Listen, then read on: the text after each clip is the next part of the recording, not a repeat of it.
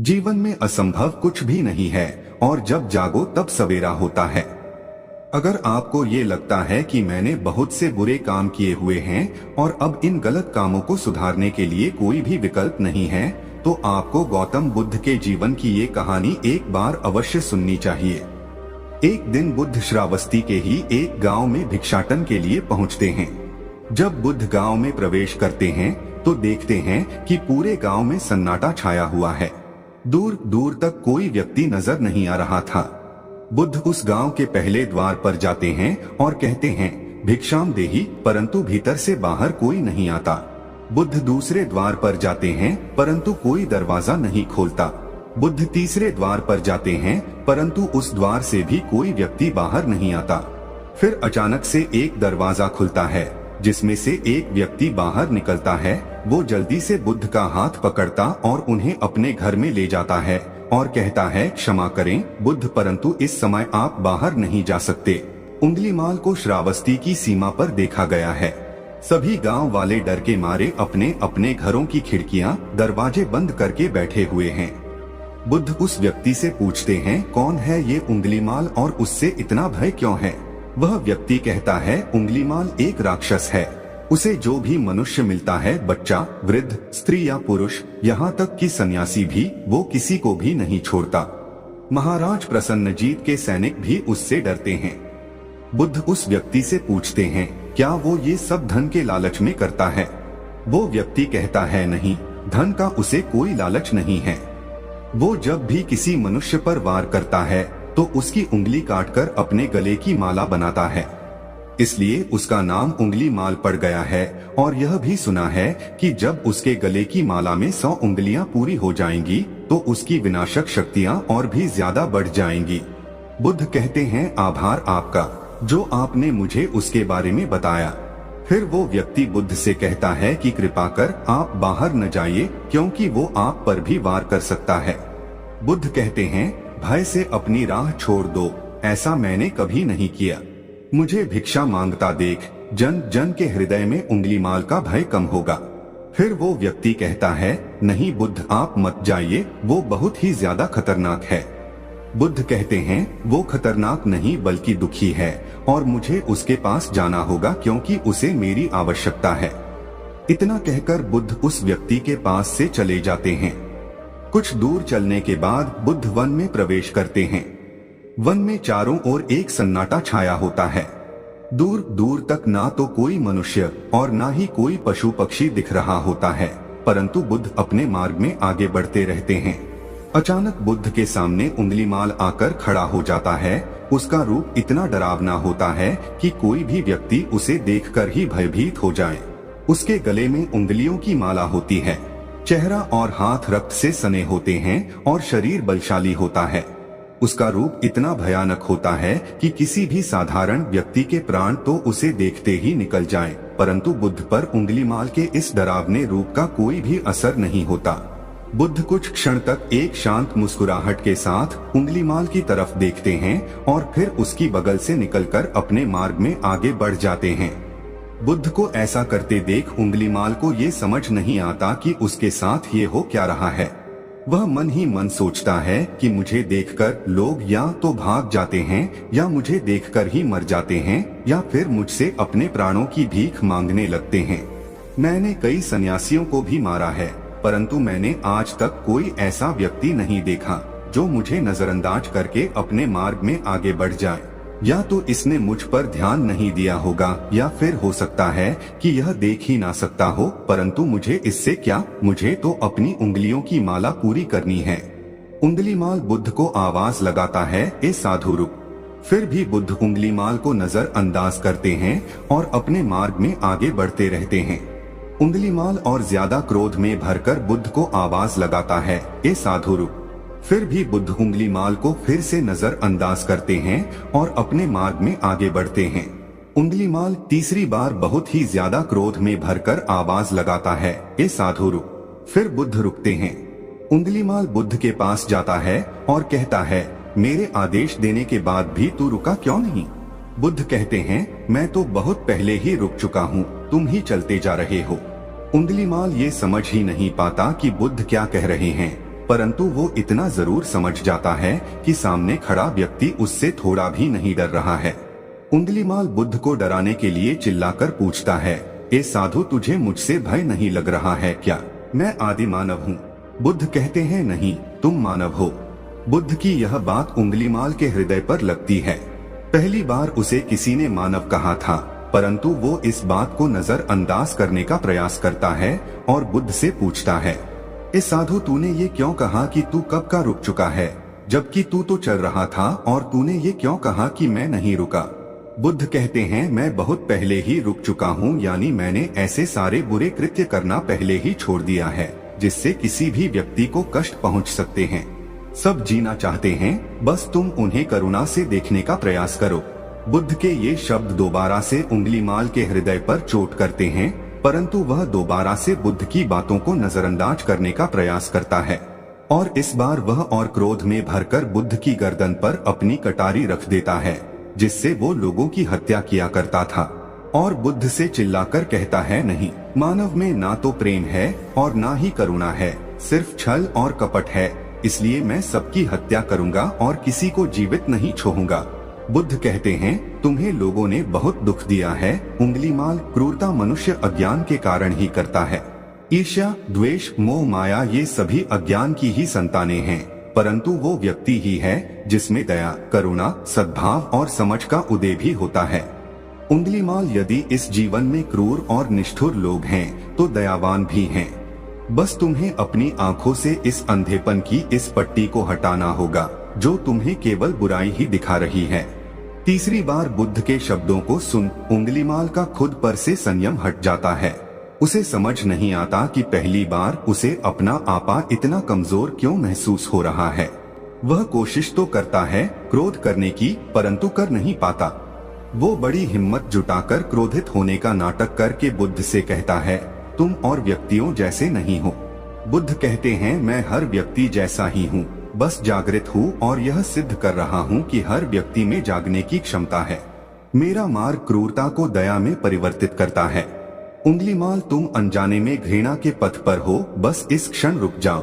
तुम्हारे भीतर भी ये क्षमता है कि तुम दया और करुणा के पथ पर चल सको। इतना सुनते ही उंगलीमाल के हाथ से कटारी जमीन पर गिर जाती है और उसकी आंखों से आंसू बहने लगते हैं। भला कोई कब तक बुद्ध को अनदेखा करेगा? उंगलीमाल रोते हुए बुद्ध से पूछता है, क्या आप वही हैं जिन्हें लोग बुद्ध कहते हैं, जो लोगों को मुक्ति के मार्ग पर चलना सिखाते हैं? फिर बुद्ध कहते हैं कि हाँ, मैं वही हूँ और तुम्हें भी मुक्ति के मार्ग पर ले जाना चाहता हूँ। फिर उंगलीमाल कहता है, परंतु मैं अब बहुत दूर निकल गया हूँ। मैंने बहुत हत्याएं करी हैं और बहुत पाप करे हैं।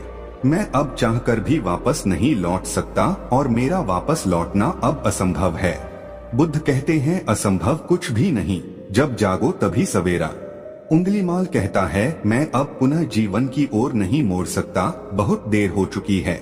बुद्ध कहते हैं, तुम में इतनी चेतना है कि तुम जानते हो कि जो तुमने अब तक किया वह बुरा था। इसका अर्थ यह है कि तुम जानते हो कि क्या अच्छा है और क्या बुरा है। उंगलीमाल, जिस दिन से तुमने अच्छा कार्य करना शुरू कर दिया, उस दिन से तुम्हारा एक नया जीवन शुरू हो जाएगा। फिर उंगलीमाल कहता है, मैं कितने भी अच्छे कार्य क्यों न कर लूं, परंतु लोग मुझे उसी दृष्टि से देखेंगे और मुझे चैन से जीने नहीं देंगे। बुद्ध कहते हैं, उंगलीमाल, यदि तुमने हिंसा का मार्ग छोड़ा तो मैं तुम्हें मार्ग दिखाऊंगा और तुम्हारा संरक्षण करूंगा और तुम्हें लोगों की घृणा से बचाऊंगा। बस पहला कदम तुम्हें ही उठाना होगा। उंगलीमाल पूछता है, क्या ये हो सकता है? बुद्ध कहते हैं, अवश्य हो सकता है। तुम में असामान्य बुद्धि है उंगलीमाल, तुम परम सत्य के पथ पर बहुत आगे जाओगे। उंगलीमाल रोते हुए बुद्ध के चरणों में गिर पड़ता है और कहता है, मैं आपको वचन देता हूँ कि मैं सारे बुरे कृत्य करना छोड़ दूंगा और आपके पीछे करुणा के पथ पर चलना सीखूंगा। कृपा कर आप मुझे अपना शिष्य बना लीजिए। बुद्ध कहते हैं, मैं किसी को अपना शिष्य नहीं बनाता, बल्कि व्यक्ति स्वयं मेरे संग से जुड़ता है। उंगलीमाल उसी समय बुद्ध का भिक्षु बन जाता है। बुद्ध का भिक्षु बनने के बाद उसका नाम अहिंसक पड़ जाता है। फिर बुद्ध ने जैसा उसका नाम रखा था और वो ठीक वैसा ही वह बन चुका था। जब अहिंसक प्रथम बार अन्य भिक्षुओं के साथ एक गांव में भिक्षाटन के लिए जाता है तो गांव के कुछ लोग उससे बदला लेने के लिए उसे लाठी डंडों से पीटने लगते हैं। जब ये बात बुद्ध को पता चलती है तो वे तुरंत उसे बचाने के लिए उसके पास पहुंचते हैं और अपने शरीर को उन लाठी डंडों के बीच में ले आते हैं जो अहिंसक को पड़ रहे थे। बुद्ध को देखकर वे गांव वाले डंडे और पत्थर मारना बंद कर देते हैं। सभी लोग बुद्ध से कहते हैं, बुद्ध क्यों आप इस हत्यारे उंगलीमाल की रक्षा कर रहे हैं?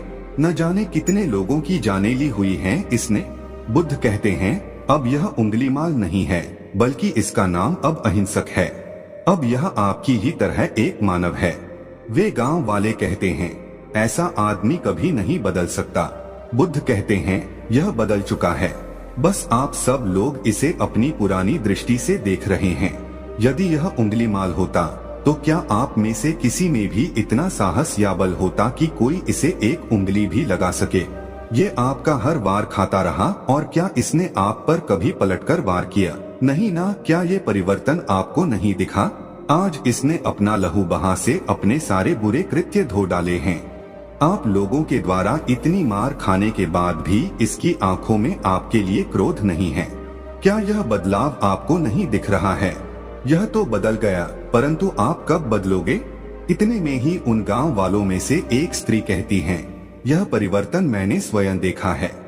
वो स्त्री गांव वालों से कहती है, आप में से कौन ऐसा है जो दूसरों के दुख में दुखी हो, दूसरों की पीड़ा सहन ना हो तो उसे हर प्रकार की सहायता प्रदान करे, और ऐसा इस भिक्षु ने किया है। 2 दिन पहले एक व्यापारी अपनी पत्नी को लेकर जा रहा था और उसकी पत्नी प्रसव पीड़ा से व्याकुल थी। तब मैं पास से ही गुजर रही थी, इसलिए मैं भी दौड़ी दौड़ी गई। उस स्त्री की पीड़ा बढ़ती ही जा रही थी। घना जंगल होने के कारण उसे कहीं ले जाया भी नहीं जा सकता था। तभी यह भिक्षु वहां पहुंचा और इसने मुझसे पूछा कि क्या हुआ बहन?